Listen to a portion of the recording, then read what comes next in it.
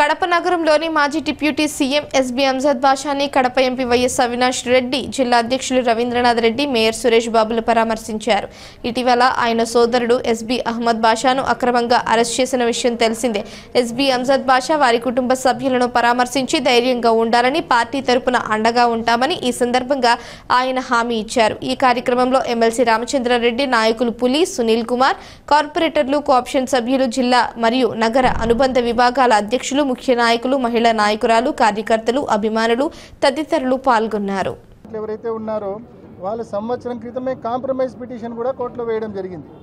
అంటే ఇది ఎంత లోపభూయిష్టంగా ఈ కేసు నమోదైందో, ఎంత అన్యాయమైన అరెస్టో ఇది ప్రతి ఒక్కరికి కూడా అర్థమవుతా ఉంది. ముంబైలో ఆయన తన వ్యాపార పనుల్లో ఉంటే అక్కడికి పోయి అరెస్ట్ చేసేంత పెద్ద కేసు ఇది. మన పండగకు కూడా కడపకు వచ్చినాడు. అంటే నిజంగా ఇది ఒక కేసే కాదు, కాంప్రమైజ్ అయిన కేసు. దానికి ముంబైకి పోయి సాక్షాత్తు కొన్ని వేల రూపాయలు, లక్షల రూపాయలు ఖర్చు పెట్టుకొని, ప్రజల డబ్బు ఖర్చు పెట్టుకొని ముంబైకి పోయి అరెస్ట్ చేసుకొని రావాల్సిన పరిస్థితి. నిజంగా ప్రతి ఒక్కరు కూడా ఆలోచించాల. ఈ పార్టీ, ఈ కూటమి ప్రభుత్వం అధికారంలోకి వచ్చినప్పటి నుంచి ఈ గడిచిన 10-11 నెలలు ఒకసారి గమనిస్తే, ముఖ్యంగా కడప విషయంలో విపరీతమైన హరాస్మెంట్ వైఎస్ఆర్ కాంగ్రెస్ పార్టీ కార్పొరేటర్లపైన, కార్యకర్తలపైన. అదిగో ఆ hotel YSR Congress party corporator నడుపుతా ఉన్నాడు, కొంచెం ముందుకు వచ్చింది వెనక్కి కొట్టండి, వాటర్ ప్లాంట్ కొట్టండి, ఆఫీస్ కొట్టండి, విపరీతంగా డెమాలిషన్లు.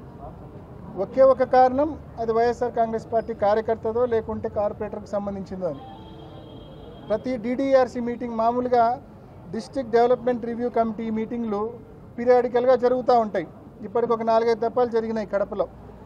కలెక్టర్ అధ్యక్షతన, ఇన్ఛార్జ్ మంత్రి అధ్యక్షతన జరుగుతాయి. ఆ మీటింగుల్లో జనరల్గా ఈ జిల్లాకు రావాల్సిన అభివృద్ధి కార్యక్రమాల మీద, వాటి సమీక్ష మీద, వాటి మీద సమీక్ష చేస్తారు. కానీ ఈ జిల్లాలో మాత్రము ఈ కూటమి ప్రభుత్వంలో అభివృద్ధి కార్యక్రమాల మీద డిస్కషన్ ఉండదు. కేవలం డిడిఆర్సీలో పలానోళ్ళ బిల్డింగ్ కట్టాలా, పలానోళ్ళ వాటర్ ప్లాంట్ కొట్టాలా, పలానోళ్ళని అరెస్ట్ చేయాలా అని చెప్పి నిర్ణయాలు తీసుకుంటారు. మళ్ళీ నెక్స్ట్ డిడిఆర్సీ మీటింగ్లో యాక్షన్ టేకెన్, కలెక్టరు, ఎస్పీ ఏం యాక్షన్ తీసుకున్నారు మీరు అని చెప్పి మళ్ళీ అజెండాలో ఫస్ట్ ఐటమ్, కొట్టినారా లేదా పలానోళ్ళ బిల్డింగ్, పలానోళ్ళ వాటర్ ప్లాంట్ కొట్టినారా లేదా, పలానోళ్ళ ఆఫీస్ కొట్టినారా లేదా, ఇది మళ్ళీ నెక్స్ట్ డిడిఆర్సీలో అజెండాలో ఫస్ట్ ఐటమ్ యాక్షన్ టేకెన్. ఇంత నీచంగా, ఇంత అప్రజాస్వామికంగా ఈ ప్రభుత్వం నడుస్తూ ఉంది. నిజంగా 10 మాసాల్లోనే, 11 మాసాల్లోనే ప్రజల్లో తీవ్రమైన వ్యతిరేకత మూటగట్టుకున్నారు. నిజంగా అధికారులు కూడా ఒకసారి ఆలోచించాలా, నిజంగా ముఖ్యంగా పోలీసులు ఒకసారి ఆలోచించాలా.